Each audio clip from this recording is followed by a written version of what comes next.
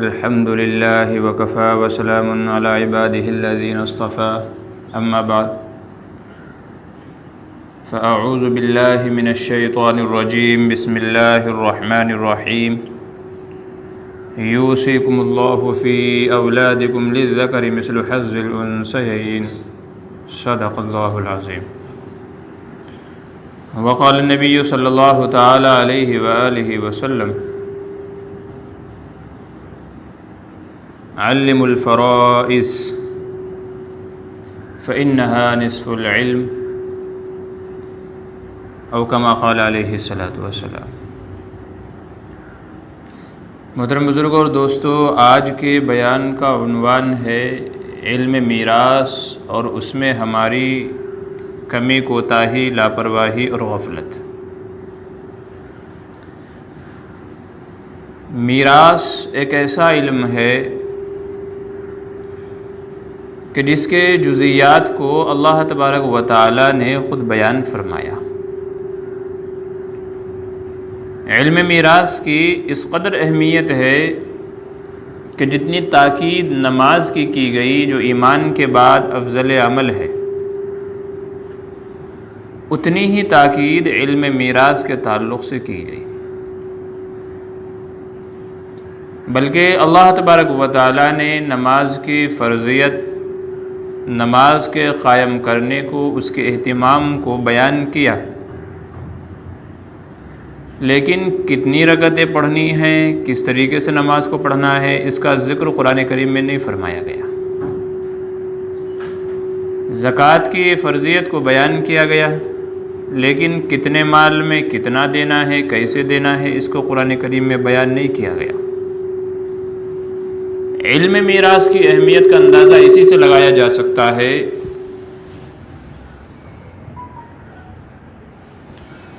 کہ اللہ تبارک و تعالی نے علم میراث کے جو بھی وارث ہوتے ہیں، کس وارث کو کتنا حصہ ملنا ہے، وارثین کون کون ہوں گے اور کب محروم ہوں گے، کب ان کو ملے گا، یہ تمام تفاصیل خود رب تعالی نے بیان فرمائی. اور جو دوسری چیزیں ہیں، دوسری عبادتیں ہیں، ان کی اس قدر تفصیلات بیان نہیں کی گئی کہ جس طریقے سے علم میراث کی تفصیل بیان کی گئی. تقریباً 1.5 سے 2 صفحات مختلف جگہوں پر اللہ تبارک و تعالی نے ارشاد فرمائے، نازل فرمائے کہ جن میں صرف میراث کا تذکرہ ہے، صرف میراث کا. یوصیکم اللہ فی اولادکم للذکر مثل حظ الانثیین، اس کو آیت میراث کہا جاتا ہے. اللہ تبارک و تعالی نے یہاں سے شروع فرمایا کہ اللہ تم کو وصیت کرتا ہے. یوصیکم اللہ، اوصا یوصی، اس کے معنی آتے ہیں کسی چیز کا حکم کرنا، نصیحت کرنا، کسی بات کی تاکید کرنا، کسی چیز کے بارے میں اطلاع دینا، خبر دینا، یہ تمام معنی آتے ہیں. علماء فرماتے ہیں کہ یہاں پر لفظ یوصیکم وجوب کے معنی میں ہے کہ اللہ تبارک و تعالی نے علم میراث کے تعلق سے جو احکام بیان کیے گئے وہ واجبی ہیں، اسی طریقے سے عمل کرنا ضروری ہے. اور جو ان احکام کے مطابق عمل نہ کرے وہ دنیا کے اندر بھی گنہگار ہوگا اور آخرت کے اندر بھی گنہگار ہوگا.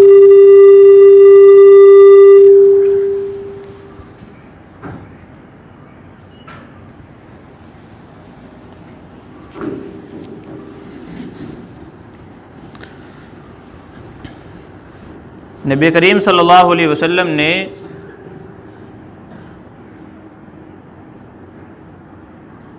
اس علم کی اہمیت کو بتانے کے لیے ارشاد فرمایا کہ علم فرائض سیکھو. علم فرائض، علم میراث. ارشاد فرمایا کہ میراث کا علم سیکھو، اس کے مسائل سیکھو. فإنها نصف العلم، اس لیے کہ دین کا آدھا علم اسی کے اندر چھپا ہوا ہے. شریعت کا، دین کا آدھا علم ایک طرف اور صرف علم میراث ایک طرف. تو دین کا آدھا علم علم میراث کے اندر ہی چھپا ہوا ہے. اور مزید ارشاد فرمایا کہ یہی وہ علم ہے کہ جس کو بھلا دیا جاتا ہے، اور یہی وہ علم ہے کہ میری امت میں سے سب سے پہلے اس علم کو اٹھایا جائے گا. سب سے پہلے میری امت میں سے یہی علم اٹھایا جائے گا کہ لوگ میراث کے مسائل بھول جائیں گے اور لوگ میراث کے مسائل میں کمی کوتاہی کرنا شروع کر دیں گے. اور اگر آج دیکھا جائے تو یقیناً یہ بات اپنی جگہ بالکل درست ہے، برحق ہے کہ نہ ہم لوگوں کو میراث کے مسائل کا پتہ ہے اور نہ ہم ان کا خیال کرتے ہیں. جس وارث کو جتنا حصہ ملنا چاہیے نہ اس کا حق دیتے ہیں اور نہ اس کی طرف توجہ دیتے ہیں. مولانا احمد علی لاہوری رحمۃ اللہ علیہ فرمایا کرتے تھے کہ میں نے اپنی بصیرت کی نظر سے جو دیکھا، لوگوں میں دین سے دوری کا سبب اور وجہ 80% یہ ہے کہ لوگ میراث اور حق والوں کے حقوق کو ادا نہیں کرتے. 80% کیا وجہ ہے کہ حقوق والوں کے حقوق کو ادا نہیں کرتے. 80% لوگ اس وجہ سے دین سے دور ہیں،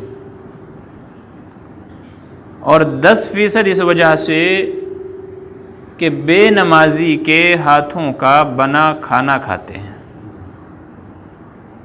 وہ چاہے ہمارے گھر کی عورتیں ہوں اور وہ چاہے ہوٹل ریسٹورنٹ کے شیف اور دوسرے پکانے والے ہوں. 10% لوگوں میں دین سے دوری اس لیے ہے کہ بے نمازی کے ہاتھ کا کھانا کھاتے ہیں. کھانا تو جائز ہے لیکن اس کے اندر برکت اور نورانیت اس کھانے میں پیدا نہیں ہوگی. اور فرمایا 10% جو بچی ہے وہ اس وجہ سے لوگ دین سے دور ہیں کہ نیک لوگوں کی صحبت اختیار نہیں کرتے، اللہ والوں سے جڑ کر کے ان کی مجلسوں میں بیٹھ کر کے ان سے استفادہ نہیں کرتے. لیکن فرمایا کہ 80% کیوں دور ہیں؟ کیونکہ جن کا حق بنتا ہے ان کا حق نہیں دیتے. ایک مجلس میں فرمایا کہ علم میراث ایسا علم ہے کہ اگر مرنے والے کی جیب سے ایک الائچی کا دانہ بھی نکلا تو کسی وارث کے لیے جائز نہیں کہ اکیلا اس کے اوپر قبضہ کر لے، اس کو ہتھیار لے، بلکہ اس کو دوسرے میراث کے مال میں ملا کر کے شرعی اعتبار سے تقسیم کرنا ضروری ہے. ہمارے یہاں غفلت اور لاپرواہی یہی ہوتی ہے کہ مرنے کے بعد کوئی ایک بندہ یا 2-4 لوگ مل کر کے پورے مال کے اوپر قابض ہو جاتے ہیں.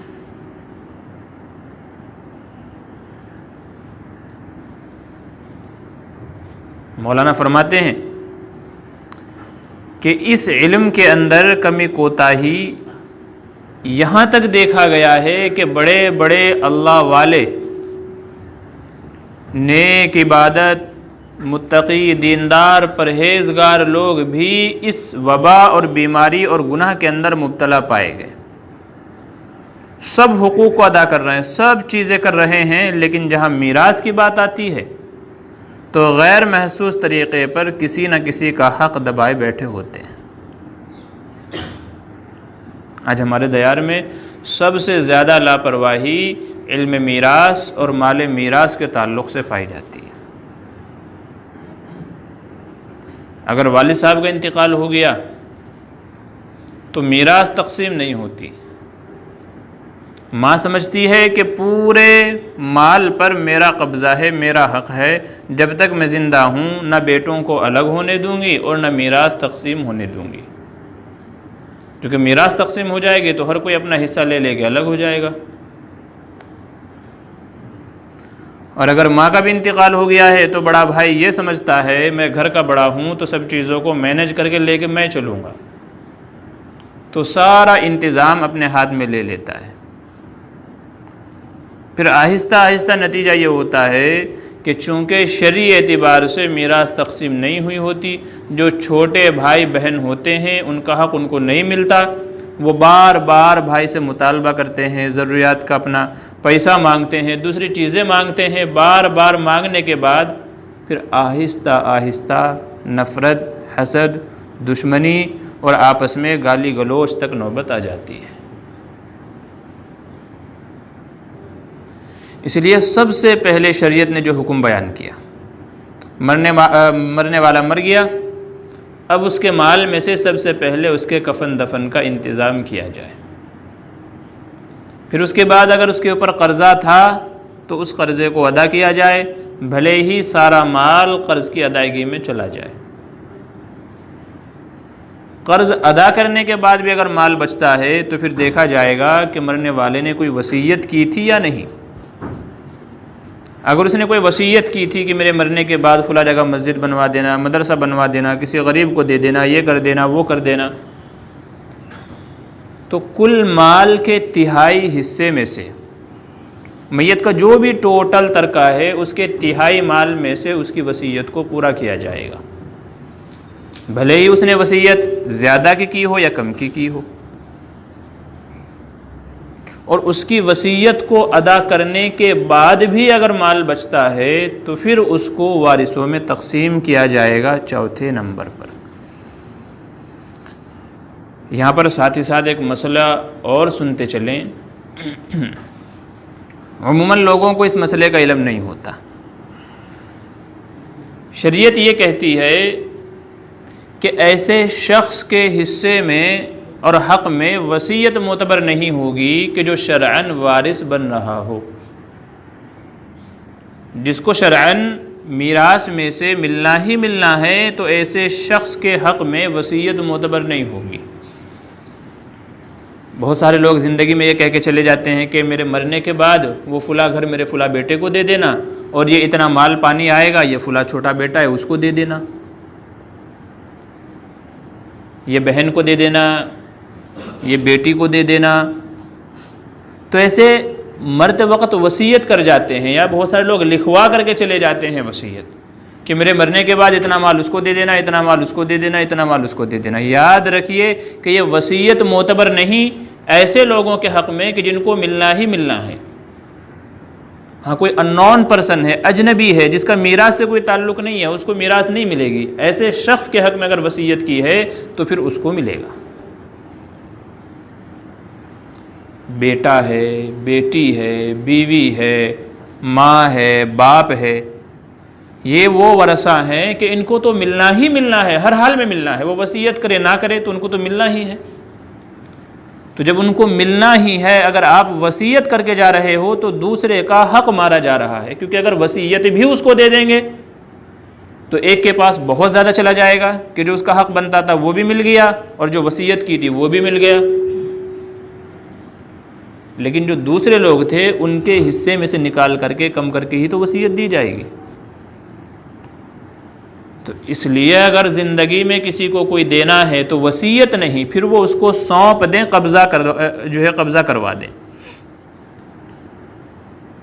کوئی بندہ چاہتا ہے کہ میرے مرنے کے بعد میرا یہ گھر، میری یہ پراپرٹی، میرا یہ مال پانی چھوٹے بیٹے کو دے دیا جائے، نہیں دیا جائے گا۔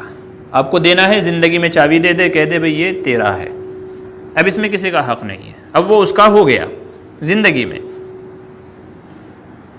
پھر مرنے کے بعد جو جس کو ملنا ہے وہ تو ملے گا ہی، کیونکہ زندگی میں آدمی اپنے مال کا مالک ہوتا ہے، اسے حق ہوتا ہے کہ اپنے مال کو جیسے چاہے جہاں چاہے خرچ کرے۔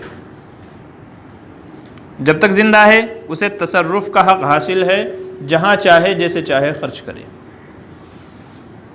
لیکن جیسے ہی مرنے والا مر گیا تو اب اس کا حق ختم ہو گیا، اب اس کی بات نہیں مانی جائے گی، اب وہ پورا مال شریعت کے زیر نگرانی آ گیا ہے،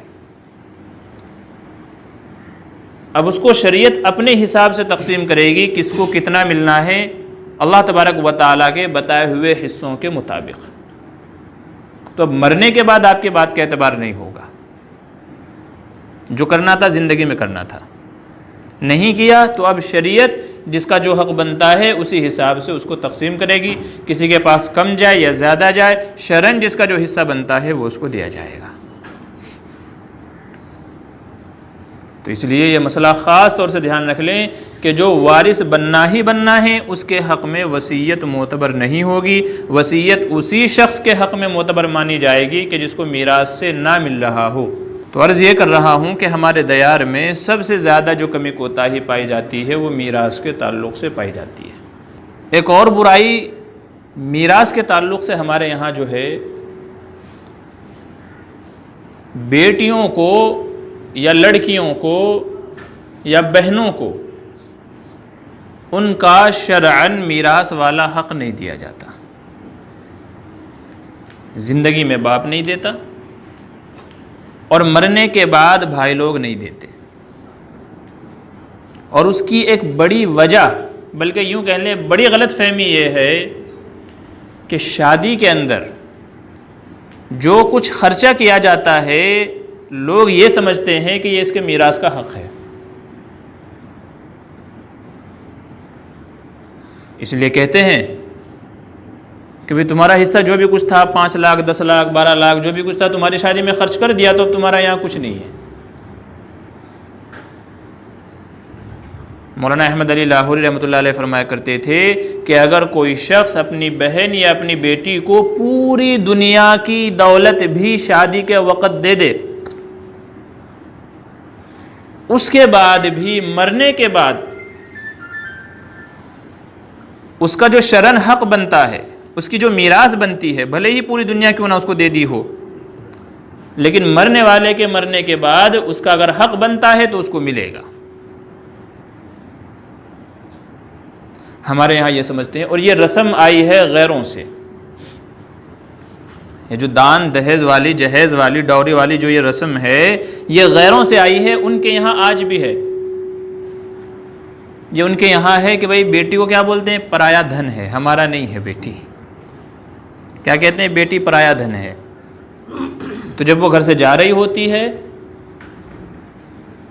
تو اس کو جو بھی کچھ دینا دلانا ہوتا ہے دے دلا کر کے بھیج دیتے ہیں. کیونکہ ان کے یہاں تو پہلے رسم یہ تھا کہ اگر شوہر کا انتقال ہو گیا تو ساتھ میں اس کو بھی جلا دیا جاتا تھا. شوہر کا انتقال ہو گیا تو اب بیوہ دوسری شادی نہیں کر سکتی تھی، نہ لوٹ کے ماں باپ کے گھر آ سکتی تھی. تو اس لیے ان کا کلچر یہ تھا کہ اس کو جو بھی دینا ہے شادی کے وقت دے کر کے فارغ کر دو، اب اس کا یہاں کوئی حصہ نہیں.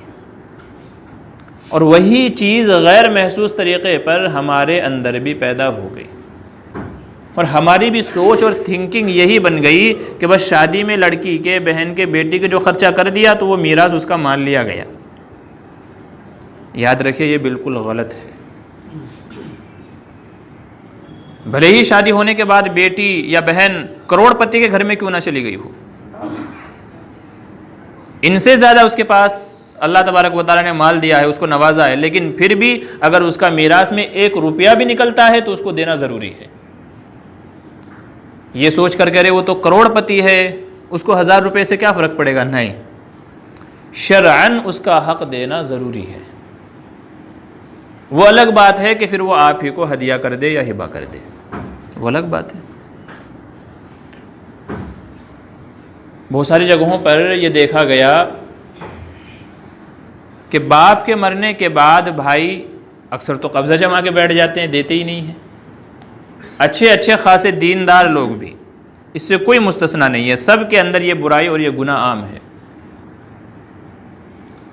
قبضہ جما کے بیٹھ جاتے ہیں، دیتے ہی نہیں ہیں، یا تو صرف رسماً پوچھ لیا جاتا ہے آپ کو آپ کا حق چاہیے، رسماً پوچھ لیا جاتا ہے.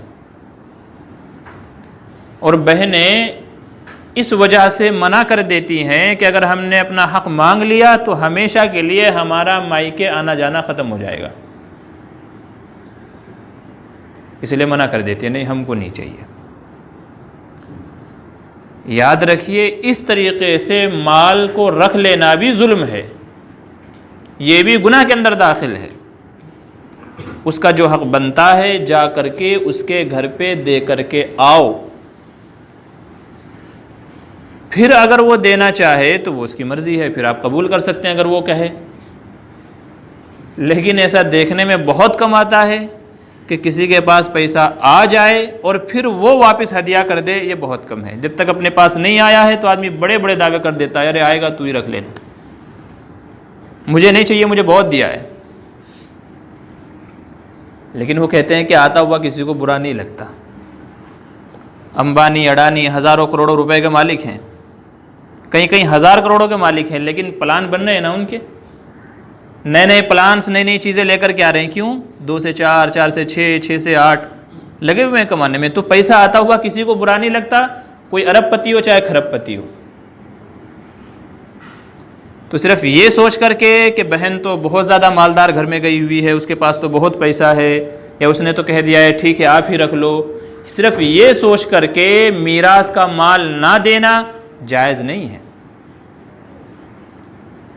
اس کا جو حق بنتا ہے اس کو دے کر کے آؤ، اس کے گھر پہنچا کر کے آؤ، پھر اگر وہ چاہے اور آپ کو واپس کر دے تو پھر آپ رکھ سکتے ہیں، اب جائز ہے۔ کیونکہ علماء نے کسی کو ہدیہ، ہبہ، گفٹ کرنے کی ایک شرط یہ لکھی ہے کہ گفٹ جب ہی سمجھا جائے گا کہ جب وہ چیز اپنے قبضے میں ہو اور پھر آدمی دوسرے کو دے تو گفٹ ہوگا۔ اور جو چیز میرے پاس آئی ہی نہیں اور میں کہہ دوں کہ میری طرف سے گفٹ ہے تو وہ گفٹ نہیں مانا جائے گا۔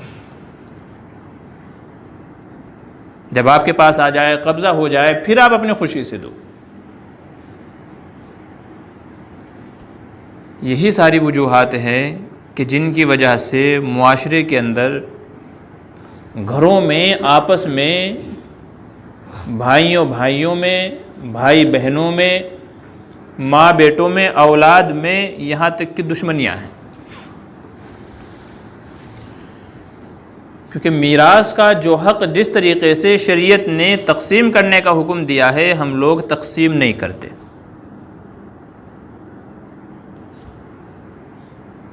میں پہلے بھی آپ کو واقعہ سنا چکا ہوں، ایک جگہ جانا ہوا، تقریباً 2 کروڑ ان کے حصے میں آ رہے تھے، 2 کروڑ، مگر 7-8 کروڑ کی پراپرٹی تھی۔ وہ پھر بھی کہہ رہی تھی وہ عورت کہ وہ دکان میرے نام سے لی ہے تو وہ تو میری ہے، وہ تو ہم کسی کو نہیں دیں گے۔ حالانکہ لینے والے نے اس لیے لی تھی کہ بھئی ایک پراپرٹی ایک کے نام سے لے لو، دوسری دوسرے کے نام سے لے لو، تاکہ ٹیکس یا دوسری چیزیں ہیں ان میں سہولت ہو جائے، پکڑ میں نہ ہوں۔ لینے والے نے اس لیے لی تھی، زندگی بھر اپنے پاس رکھا، اپنے استعمال میں رکھا، لیکن ان کے نام سے لے لی تھی تو وہ کہہ رہی ہے تو میں نہیں دوں گی، یہ تو میں نہیں لوں گی۔ اب اس کی وجہ سے یہ میں نے خود دیکھا ہے، اب ان میں ماں بیٹوں میں جو آپس میں چیکلش چل رہی تھی، جو دشمنی چل رہی تھی، بتائیے پھر پیار محبت کہاں رہ گیا؟ یہاں تک بھی ہم نے دیکھا ہے بہن نے بھائی کے اوپر کیس کیا اور بھائی دینے کو تیار نہیں ہے۔ اس طرح کے 1-2 واقعات نہیں ہیں، بہت سارے گھروں میں اگر آپ دیکھیں گے تو 60% گھروں کے اندر آپ کو یہ جھگڑے ملیں گے ہی ملیں گے کہ جس کو جتنی میراث ملنی تھی نہیں ملی، نتیجہ آپس میں دشمنی، نتیجہ دین سے دوری۔ اور جب تک کہ ان معاملات کا سدھار نہیں ہوگا، جب تک کہ شرعی اعتبار سے حصوں کو تقسیم نہیں کیا جائے گا، یاد رکھیے اگر آپ نمازی ہیں، دیندار ہیں، لیکن کسی کا حق کھائے بیٹھے ہیں، دبائے بیٹھے ہیں، قیامت میں نہ آپ کی نمازیں کام آئیں گی، نہ آپ کے روزے کام آئیں گے، نہ زکوٰۃ کام آئیں گے۔